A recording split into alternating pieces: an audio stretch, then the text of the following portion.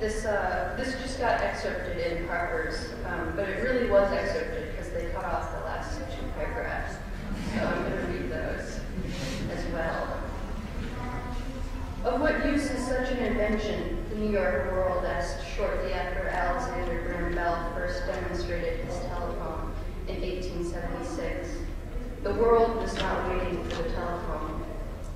Bell's financial backers asked him not to work on his new invention because it seemed too dubious an investment.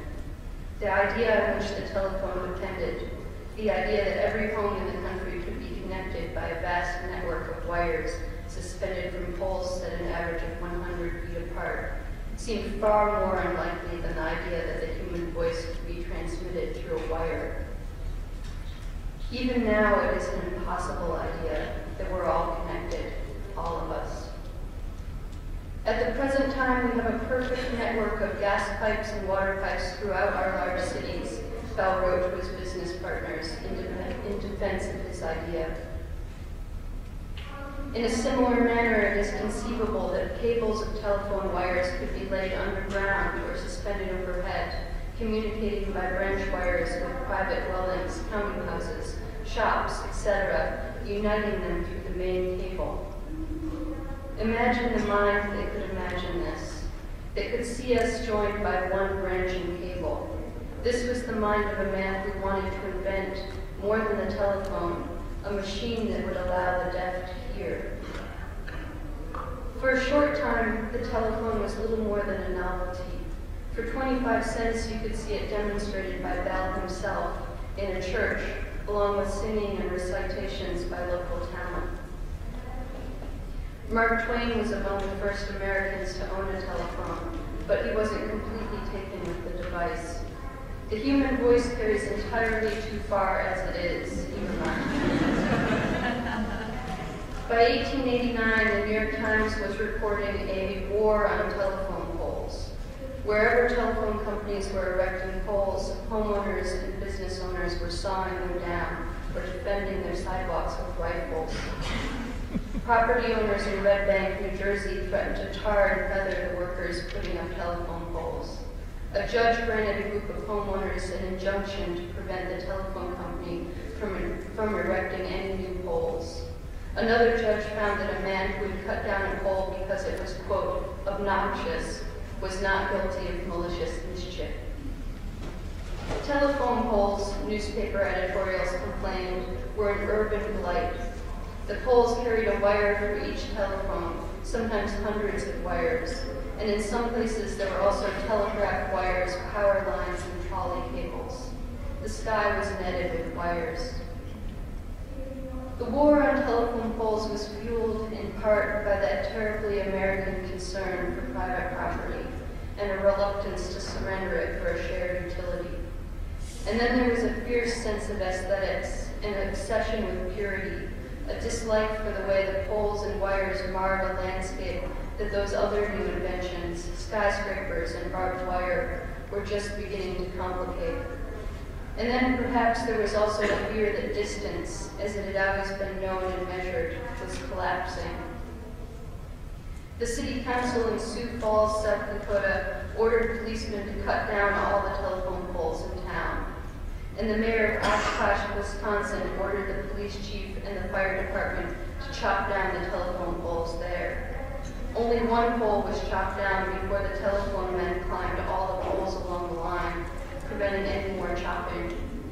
Soon, Bell Telephone Company began stationing a man at the top of each pole as soon as it had been set, until enough poles had been set to string a wire between them, at which point it became a misdemeanor to interfere with the poles.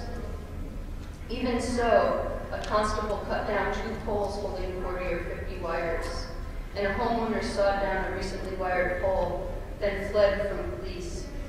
The owner of a cannery ordered his workers to throw dirt back into the hole the telephone company was digging in front of his building. His men threw the dirt back in as fast as the telephone workers could dig it out. Then he sent a team with a load of stones to dump into the hole. Eventually, the pole was erected on the other side of the street. Despite the war on telephone poles, it would take only 4 years after Bell's first public demonstration of the telephone for a big town of more than 10,000 people to be wired, although many towns were wired only to themselves. By the turn of the century, there were more telephones than bathtubs in America. Time and distance overcome, read an early advertisement for the telephone. Rutherford B. Hayes pronounced the installation of a telephone in the White House one of the greatest events since creation. The telephone, Thomas Edison declared, annihilated time and space and brought the human family closer in touch. In 1898, in Lake Cormorant, Mississippi, a black man was hanged from a telephone pole. And in Weir City, Kansas, and in Brookhaven, Mississippi, and in Tulsa, Oklahoma, where the hanged man was riddled with bullets. In Danville, Illinois, a black man's throat was slit, and his dead body was strung up on a telephone pole. 2 black men were hanged from a telephone pole in Lewisburg, West Virginia, and 2 in Hempstead, Texas, where one man was dragged out of the courtroom by a mob, and the other was dragged out of jail.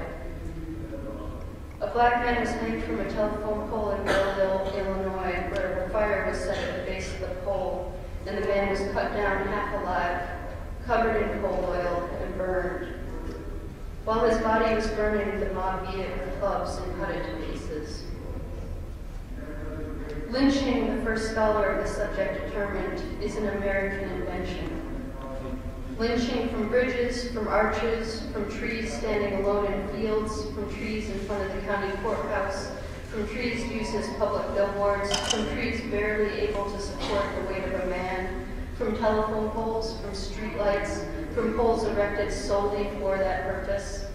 From the middle of the 19th century to the middle of the 20th century, black men were lynched for crimes real and imagined, for whistles, for rumors, for disputing with a white man, for unpopularity, for asking a white woman in marriage, for peeping in a window.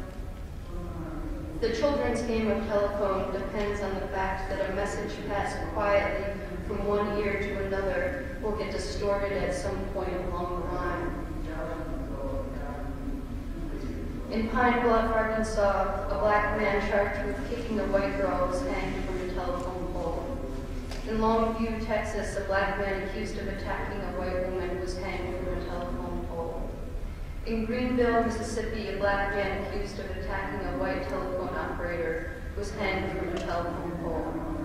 In Purcell, Oklahoma, a black man accused of attacking a white woman was tied to a telephone pole and burned. Men and women in automobiles stood up to watch him die, reads the newspaper account. The poles, of course, were not to blame. It was only coincidence that they became convenient as gallows because they were tall and straight with a crossbar and because they stood in public places. And it was only coincidence that the telephone poles so closely resembled crucifixes. Early telephone calls were full of noise. Such a jangle of meaningless noises has never been heard by human ears, Herbert Casson wrote in his 1910 History of the Telephone. There were spluttering and bubbling, he wrote, jerking and rasping, whistling and screaming.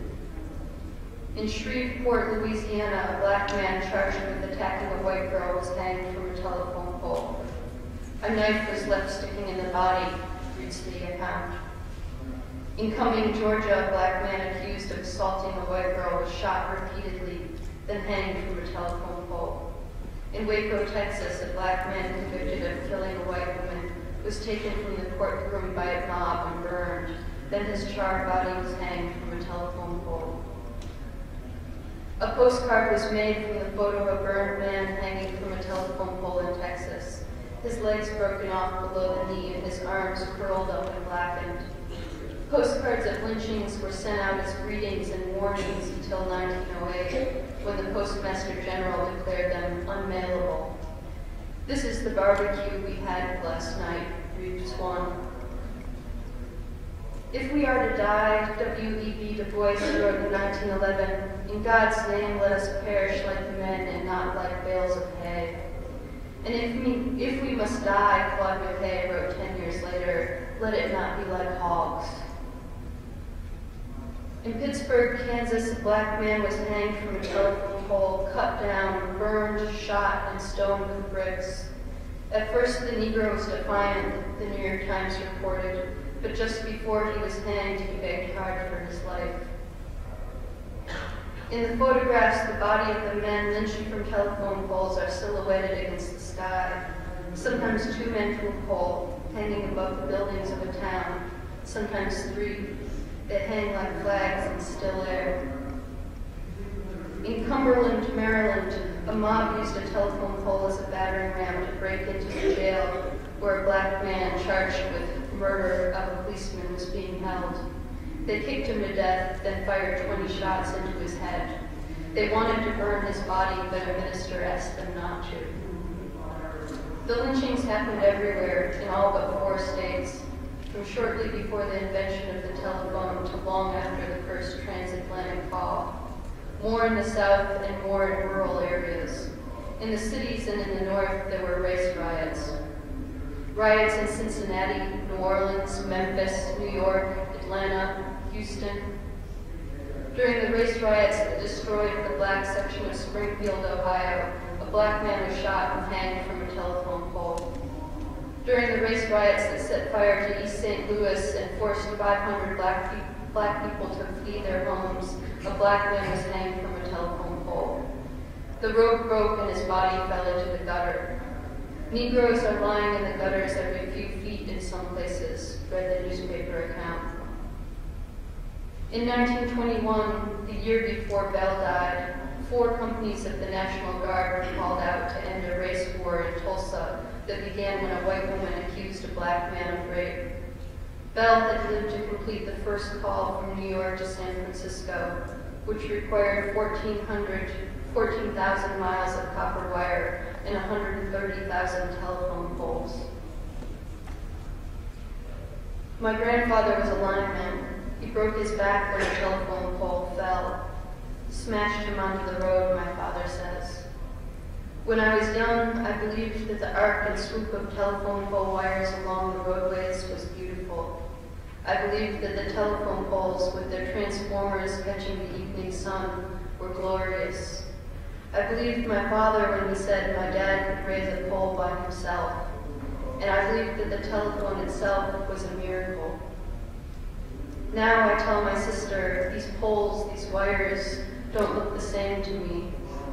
Nothing is innocent, my sister reminds me, but nothing, I would like to think, remains unrepentant. One summer, heavy rains fell in Nebraska, and some green telephone poles grew small, leafy branches.